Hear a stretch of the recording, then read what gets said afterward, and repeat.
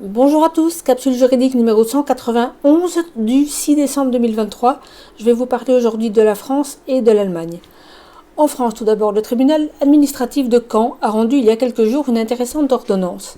Vous vous souvenez sans doute qu'il y a environ 2 ou 3 semaines, il était révélé que le ministère de l'Intérieur avait acheté un logiciel israélien nommé Briefcam.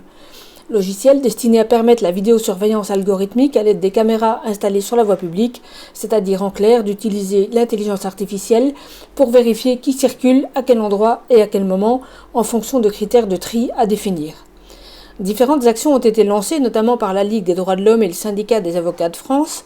Une première avait donné lieu à une décision défavorable, je crois que c'était à Lille, parce qu'il n'était pas montré dans ce cas précis que le logiciel était effectivement utilisé. Par contre, en date du 22 novembre, le tribunal administratif de Caen a quant à lui condamné la communauté de communes Cœur-Côte-Fleurie, alors charmante et bucolique appellation, dommage qu'elle utilise de tels procédés.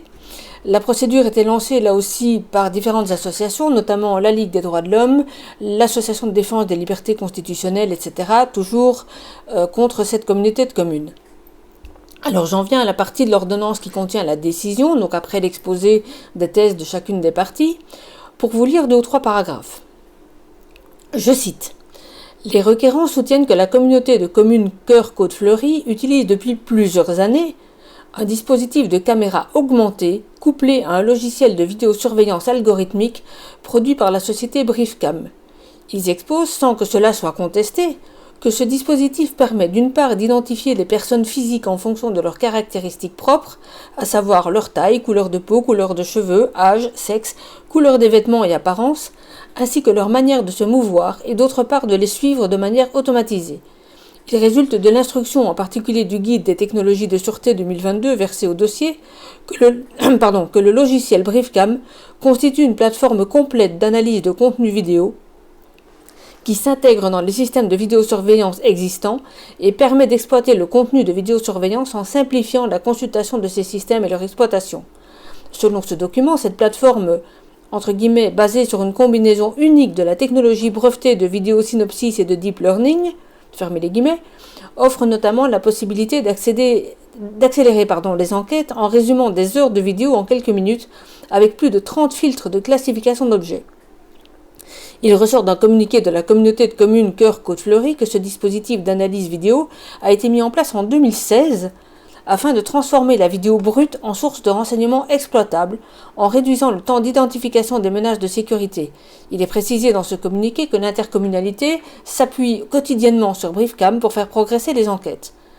Il résulte des dispositions citées au point 6, donc ce que je viens de dire, qu'un tel dispositif de surveillance, qui constitue un traitement de données à caractère personnel et a pour finalité la protection contre les menaces pour la sécurité publique et la prévention de telles menaces, relève du champ d'application d'une directive de 2016 relative à l'informatique, aux fichiers, aux libertés, etc., ainsi que l'a relevé la Commission nationale informatique et liberté, donc la CNIL, dans sa position publiée en juillet 2022, sur les conditions de déploiement des caméras dites intelligentes ou augmentées, le déploiement de ces dispositifs dans l'espace public présente des risques pour les droits et libertés fondamentaux des personnes et la préservation de leur anonymat dans l'espace public.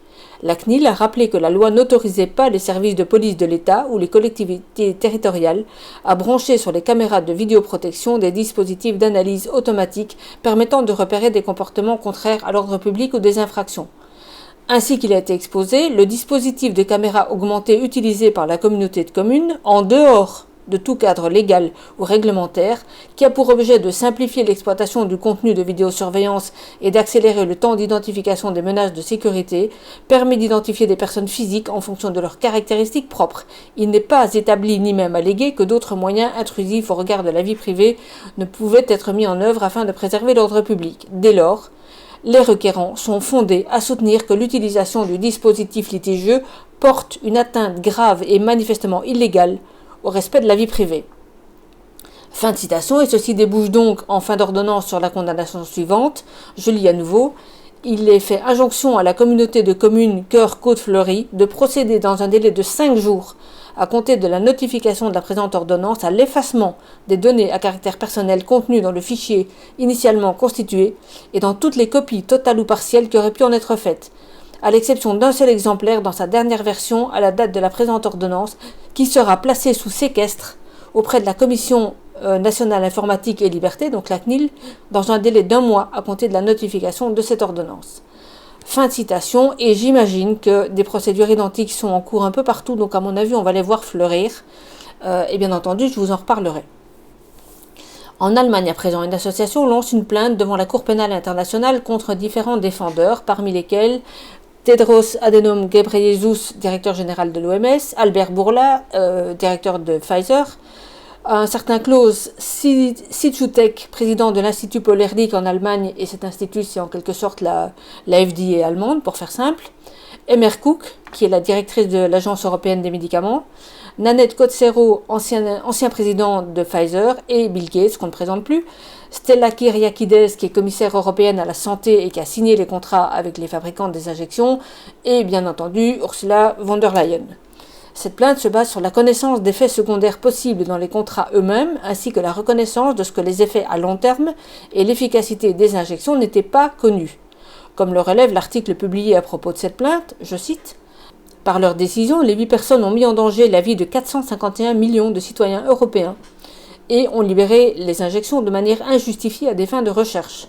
Par leurs actions, ils ont permis et soutenu l'approbation conditionnelle par l'Agence européenne du médicament d'un vaccin dont l'efficacité et la sécurité ne sont pas connues, dont la production comporte de grands risques, qui, selon le contrat lui-même, peut entraîner la mort, la maladie et l'invalidité. » Un peu plus loin, des personnes âgées, des personnes malades, des personnes en bonne santé, des enfants, les bébés et les femmes enceintes sont vaccinés. Le 18 octobre 2023, en réponse à une demande de plusieurs députés européens, l'Agence européenne du médicament a confirmé que les vaccins contre la Covid-19 ne sont pas approuvés pour empêcher la transmission d'une personne à l'autre. Les gouvernements savaient que les vaccins n'empêcheraient pas la propagation du virus. Cependant, ils n'ont pas transmis ce savoir aux citoyens et ont malgré tout introduit la vaccination obligatoire pour certains groupes de population.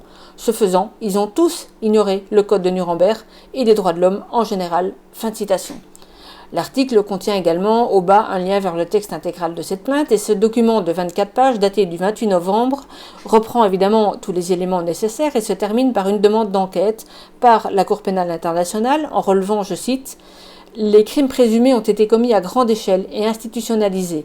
La demande d'enquête répond aux critères du statut, donc le statut c'est le document fondateur de la Cour pénale internationale, car il s'agit en fin de compte de la survie de la race humaine, non seulement en Europe mais aussi dans le monde entier. Nous attirons une fois de plus expressément l'attention sur le fait que non seulement la Commission européenne mais aussi le groupe pharmaceutique Pfizer-BioNTech a été exonéré de toute responsabilité avant même l'autorisation du vaccin.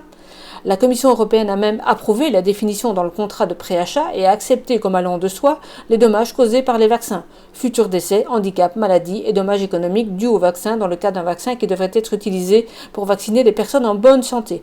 Une décision rapide de la Cour pénale internationale est d'une extrême urgence. Une enquête officielle doit être menée au plus vite afin d'éviter que l'administration et la diffusion de ce vaccin ne soient poursuivies. Ce n'est qu'à ce moment-là que le crime de génocide mondial pourra être poursuivi. Fin de citation, et je vous mets sous cette capsule le lien vers l'article et vers le texte complet de la plainte. Donc vous voyez, ça bouge encore et encore. Et je voudrais revenir aussi sur un post que j'ai publié en fin de semaine dernière.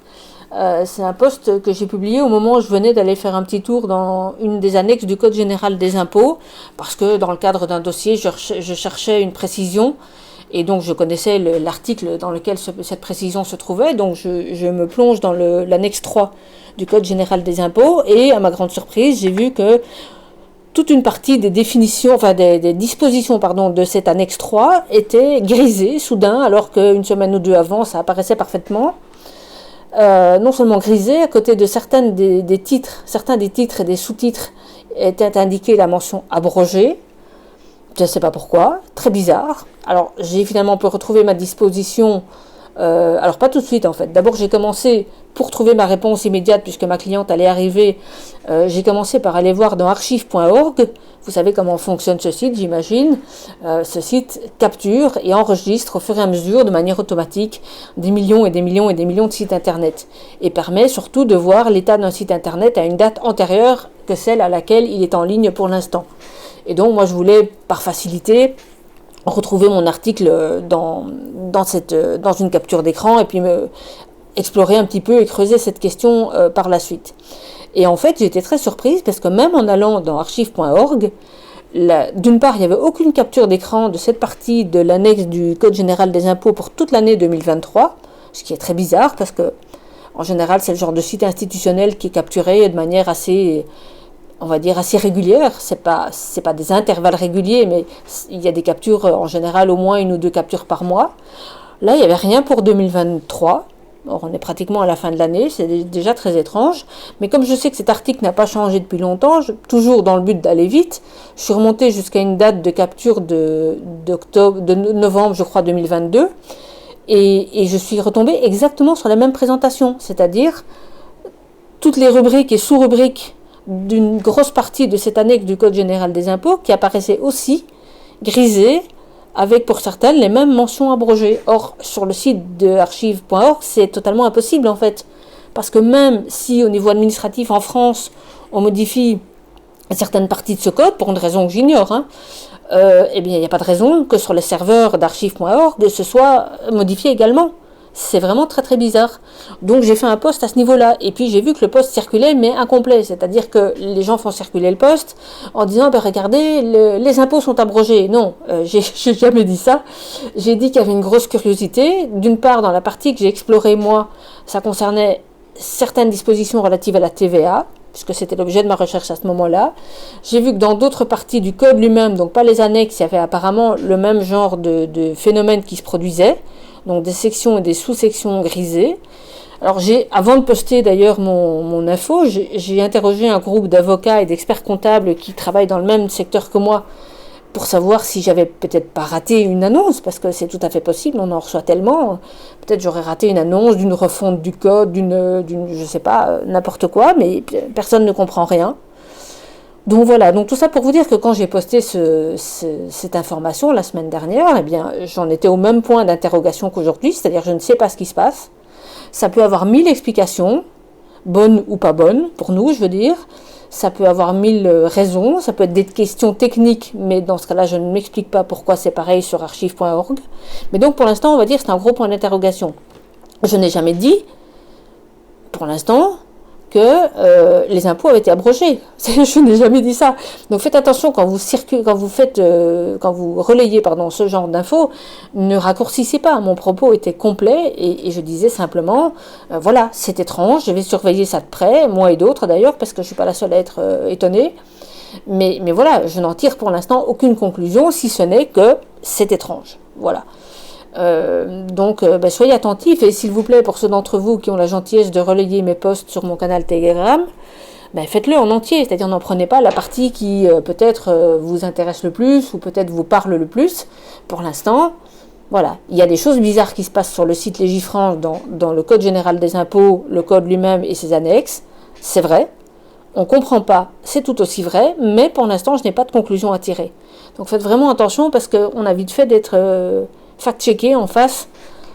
Et voilà, donc ne me faites pas dire ce que je n'ai pas dit non plus. Tiens, par contre, du côté des bonnes nouvelles, il semblerait que le nouveau président argentin, je viens de voir ça ce matin et j'ai trouvé la confirmation, ait l'intention de supprimer totalement la Banque centrale argentine. Alors si vous savez un peu comment fonctionnent les banques centrales, c'est une très bonne nouvelle, parce qu'elles ne sont ni nationales ni centrales, ce sont vraiment des banques privées. Renseignez-vous un petit peu si vous ne connaissez pas, c'est pas à moi de vous apprendre ça. Mais donc oui, très bonne nouvelle parce que ça pourrait faire tache d'huile. Voilà. Allez, à très bientôt, tenez bon, résistez, n'obéissez plus. Au revoir.